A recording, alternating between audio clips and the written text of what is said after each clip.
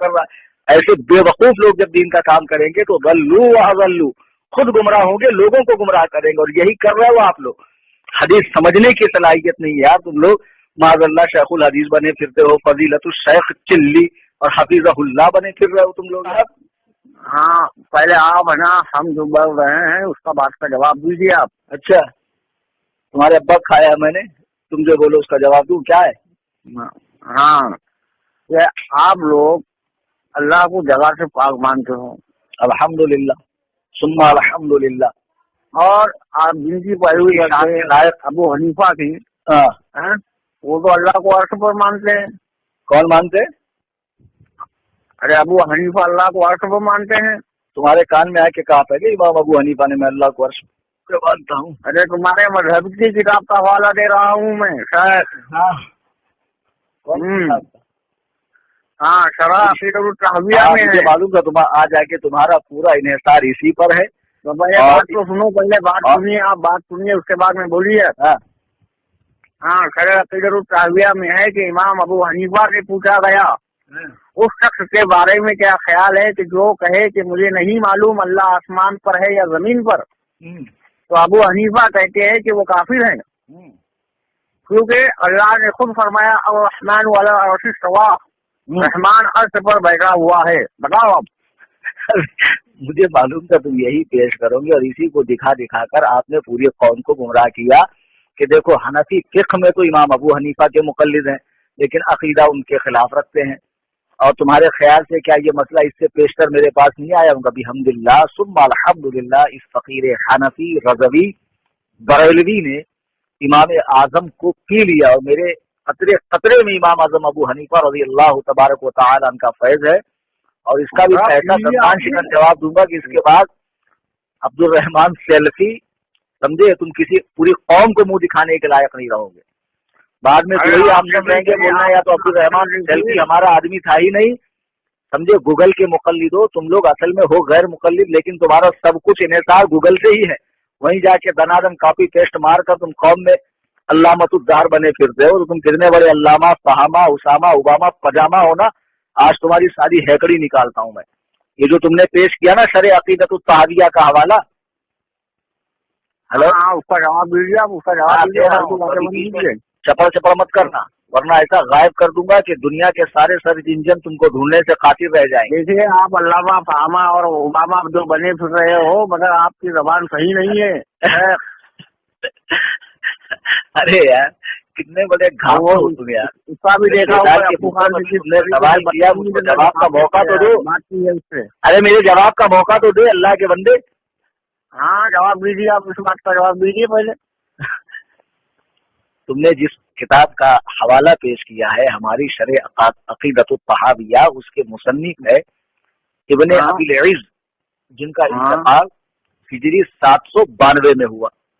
उन्होंने अपनी इस किताब में किताब अल फारूक के हवाले से लिखा है कि किताब अल फारूक में लिखा है कि इमाम आजम अबू हनीफा से पूछा गया कि जो ये कहे कि मुझे नहीं पता अल्लाह ताला आसमान पर है या जमीन पर, ऐसे शख्स के हवाले से आप क्या फरमाते? आपने फरमाया वो काफिर है, क्योंकि सुम्मस्तवा अलल अर्श, अल्लाह ताला अर्श पर है।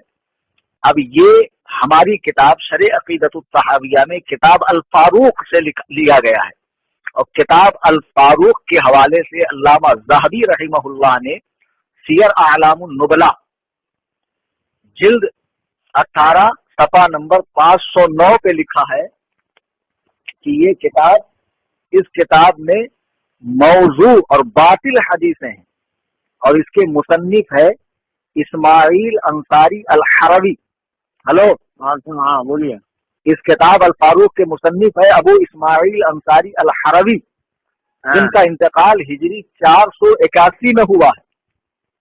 अब ये इस कौल को इमाम अबू हनीफा के शागिर्द, यानी जिनको इमाम आजम अबू हनीफा का शागिर्द कहा गया है, अबू मुती अल बल्खी, उनसे रिवायत करते हैं।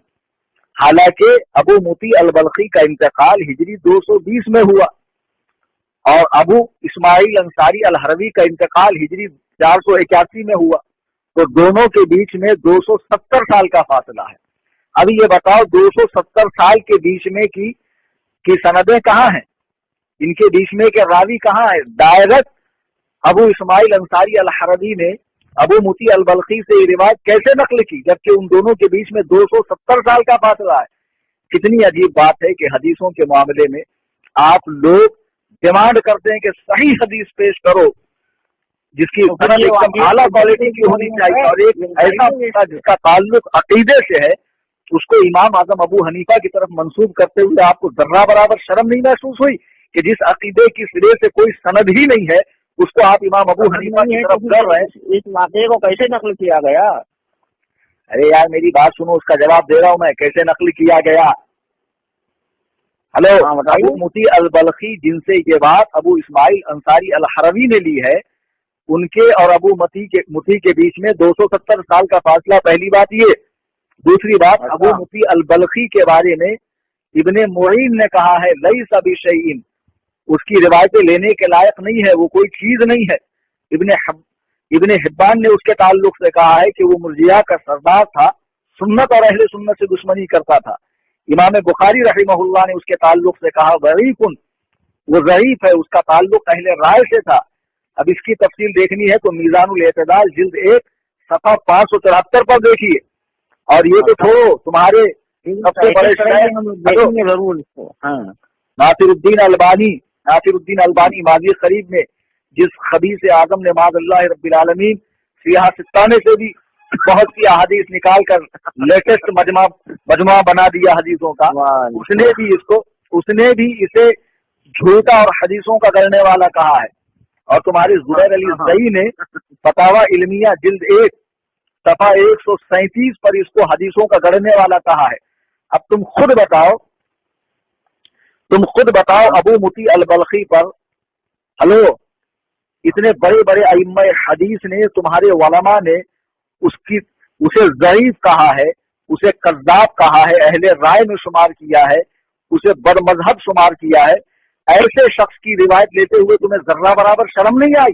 خود دعویٰ کرتے ہو کہ ہم لوگ صحیح حدیث پر چلتے ہیں، صحیح حدیث لیتے ہیں، صحیح روایت بیان کرتے ہیں، اور جب امام اعظم ابو حنیفہ رضی اللہ تعالیٰ کی طرف ایک قول تم منسوخ کر رہے ہو تو تمہاری پوری جماعت کے اندر کسی میں دم نہیں ہے کہ اس قول کی سند پیش کر سکے۔ اور سنو، میں دعوے سے کہتا ہوں، یہ فقیر کلیم حنفی رضوی ثم الحمدللہ دعوے سے کہتا ہوں کہ پوری جماعت غیر مقلدیت میں اگر کوئی ایسا مائی کا لال ہو جس نے اپنی ماں کا دودھ پیا ہو، کسی کتیا کا دودھ نہ پیا ہو، تو اس قول کی سند امام ابو حنیفہ تک پہنچا دو۔ امام اعظم ابو حنیفہ تک اس قول کی سند پہنچا دو، تمہیں منہ مانگا انعام دوں گا، میں منہ مانگا انعام دوں گا۔ اور ایک مزے کی بات بتاؤ تم کو، ہلو، اسی کتاب میں جہاں یہ قول نقل ہے ٹھیک 55 صفحات الٹ دینا، 55 صفحات کے بعد اسی کتاب میں اس کو ضعیف کہا گیا۔ اب تمہارا یہ اعتراض، اگر یہ قول اتنا بھونڈا ہے، ناقابل اعتبار ہے، امام اعظم کی طرف اس کی محض نسبت ہے، ان کا قول نہیں ہے، تو کتاب میں لکھا کیوں گیا؟ ہاں، اس بات کا جواب دیجیے آپ۔ اعتدال کے بودم چغت گھامر کہیں گے، تم کیسے مولوی ہو گئے؟ تم کو یہ نہیں معلوم کہ حدیث کی کتابوں میں صحیح حدیث کے ساتھ ضعیف حدیثیں بھی لکھی جاتی، حتیٰ کہ موضوع حدیثیں بھی لکھی جاتی ہے، ساتھ میں اس کی نشاندہی کر دی جاتی ہے کہ یہ ضعیف ہے، یہ فلاں ہے، یہ فلاں ہے، حکم کے لحاظ سے اس کا یہ حکم ہے۔ اور جیسے میڈیکل اسٹور کے اندر دوائیوں کے ساتھ ساتھ زہر بھی رکھا جاتا ہے، لیکن اس کا مطلب یہ تھوڑی کہ پیشنٹ کو وہ زہر دیا جاتا ہے، وہ کسی مصلحت کے تحت رکھا جاتا ہے۔ اگر یہ قول وہاں لکھا گیا ہے تو اس کا مطلب یہ نہیں ہے کہ یہ راجح قول ہے، واقعتاً امام اعظم ابو حنیفہ کا ہی قول ہے، جبکہ میں نے پوری تاریخ اس کی پیش کر دی کہ یہ قول امام اعظم تک پہنچتا ہی نہیں ہے۔ اور آج بھی میں چیلنج کرتا ہوں کہ کوئی غیر مقلد مائی کا لاز، اور سنو اے مولوی، اپنے چیلے چاپڑ لوگوں کو سوشل میڈیا پہ مت بھیجنا کہ وہ آ کر ہم کو تنگ کرے، آمنے سامنے آ کر، میرا پتہ تمہارے پہلے مولوی عبداللہ مدنی کے پاس دیا میں نے، قصر ابو حنیفہ ممبئی، سامنے آ کر بات کرنا اور اس قول کو ثابت کر دے کہ امام اعظم ابو حنیفہ اللہ کے ہونے کے قائل ہے۔ تم کو میں تمہارے وزن کے برابر امریکی ڈالر دوں گا۔ نہیں، ابھی آپ یہ بات ختم کیجیے اور ابھی آمنے سامنے بات ہوگی۔ آپ کیوں؟ ابھی یہاں پر تمہاری ساری ہیکڑی نکل گئی۔ ارے